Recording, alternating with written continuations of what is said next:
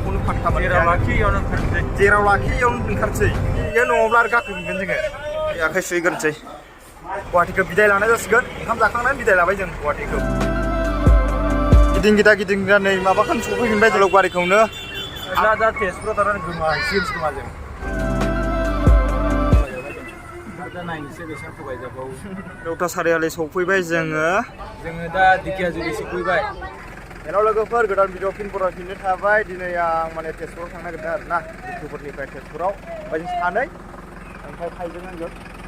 तेजपुर मा जायगा होनामोन? तेजपुर बालिपारा। बेरायनो थांनो आरोना। नै दा माने बास गाखोसिगोन आरोना। फुंनि 5टानिफ्राय गुवाहाटी थांग्रोगोन सिगां। गुवाहाटीनिफ्राय तेजपुर। नायलांबाथाय लोगोफोर बिदिब्ला। नै दा गारिया स्टार्ट जाबायनो माने खारगासिनो दं।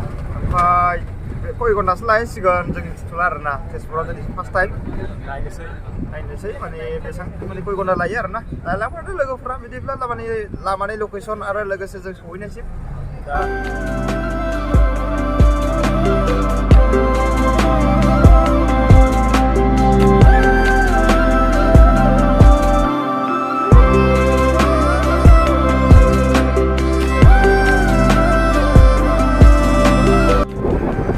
जालुकबारि मोनफैबाय दायो।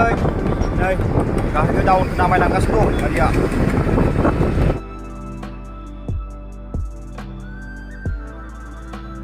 गुवाहाटी जालुकबारि सफैबाय दायो। नै जों माने बेयाव ओंखारनांसिगोन खोमा ना आदाबारियावसो ओंखारसै मिथिला माने गुवाहाटीयाव इमान एक्सप्रेस दंखाया। बबेथिं थाङो बबेथिं थाङाखौनो फात्ता मोनखाया। जेराव लाखि इयावनो ओंखारसै। खुनु खिथा गैला जोंजों।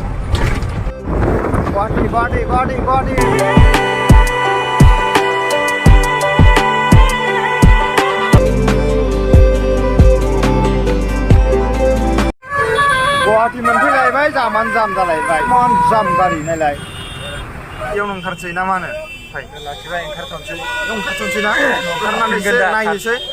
माने जों मिथिला आरो जुदि इयो नङाब्ला आरो गाखोफिनगोन जोङो। ओंखारगासिनो दं नै दायो गुवाहाटीयाव।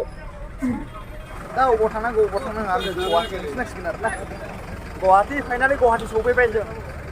गुवाहाटी बरिया नांदों दै गुवाहाटीयाव फैनानै। नायलाबायनानै नै आरो बास गाखोफिननांबाय। बास गाखोफिननासो तेजपुरनि बास गाखोनोसै जोङो। जारला जागोनलै फार्स्ट फैनांगौब्ला बिराद जारला। जों माने सिरि गाखोखुमानानै फैदों नालाय। बास माबा ड्राइभारफोरनोबो जेबो खिथायाखै। लकेसनावबो जों नायाखै। माने जोंनि मथे जों मेन टाउनाव फैनानै गाखोसिगोन माने नुदोंमोन आरोना। नै दा बास गाखोफिननोसै नांबाय आरो ओमफ्रायसो जों तेजपुरनि बास मोनसिगोन आरोना। ओंखारनानै नै दा हटेलाव हाबबाय आरोना। ओंखाम जानोसै। जों दायो आखाइ सुहैग्रोनोसै। लोगोफोर ओंखामखौ लाबाय जों। ओंखाम जानोसै आरोना।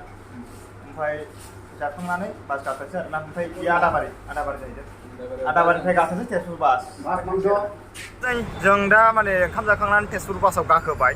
थांनोसै ओमफ्राय दा बोरै थाङो जोंथ' बेखौ बारा फात्ता मोनखाया। ओरैनो लकेसन नायनासो थांखादों। नोंनिखौ माने गुवाहाटीखौ बिदाय लानाय जासिगोन। ओंखाम जाखांनानै बिदाय लाबाय जों गुवाहाटीखौ। गुवाहाटी बारा न' गिदिर गैया माथो इजोरावलाय। माथो गुवाहाटीयाव जा गिदिर न' दं होनो। माथो न'खौनो गिदिर नुवाखिसै आं दिनैलाय। आदाबारि नै बे आदाबारि जाहैदों। आदाबारि बास स्टेन्ड नै बियो।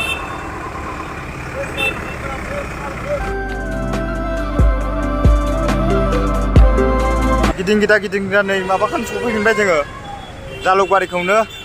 आदाबारिनिफ्राय मा जारला जागोनलै। बेयाव ओंखारखानायानो थिग जागौमोन जोंना। जोंखौ माथो गुवाहाटीयावनो बिराद थगायबायलै। गुवाहाटीयावनो बादै जाबायब्ला दा तेजपुराव थानानै गोमाहैसिगोनसो खोमा जों। जारला ना।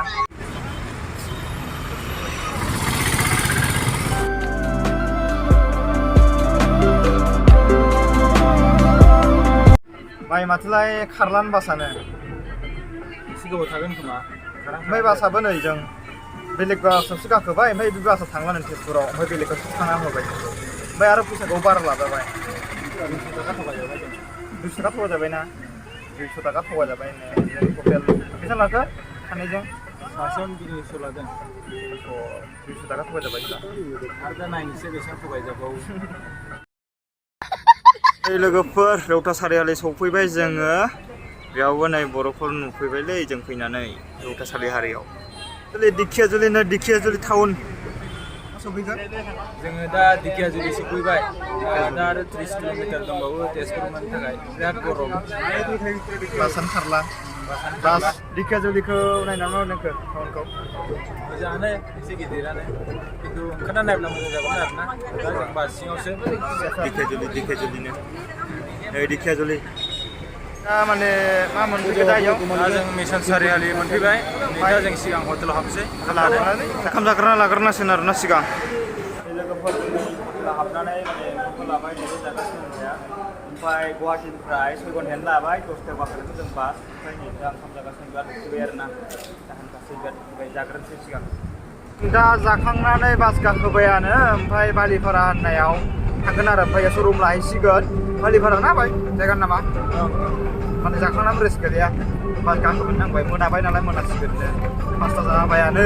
जासिगोन ओमफ्राय रुम माने इयाव मोनगोन मोना नायनोसै थांनानै दा रुम बुकिं खालामबाय आरोना सानथामनि थाखाय बालिपारा तेजपुर बालिपारा ना दादा तेजपुर बालिपारा माने रुमर रेट कटा कयदे অলপ কয়দিবো रुमर रेट মানে কিটা মানে কিমান প্ৰাইসত रूमर रेट केटा एसी रूमर আপোনাৰ 2500 টকা পৰিব আৰু নৰ্মেল ৰুম 400 আৰু এনে বাথৰুম এটেচ থকাটো পৰিব 800 টকা আৰু বাথৰুম এটেচ নথকা বাহিৰত বাথৰুম থকা পৰিব আপোনাৰ 400 টকা ওকে তোৰ কাৰণে মানে আমি ৰুমটো বুক কৰিল এতিয়া মানে ৰুমত যাও ৰুমखौ मोनसाबबाय आरोना आलाबाबो थानो आन्थाखौ खुलिबाय रुमखौ खुलिबाय आरोना ओमफ्राय नै जा टाउनाव टाउन जाहैदों आरोना नै बालिपारा टाउन ओमफ्राय आं रुमाव हाबनोसै दायो नै रुमा टिभि दंलायलै पेन्सन गैया पेन्सन दङ ओमफ्राय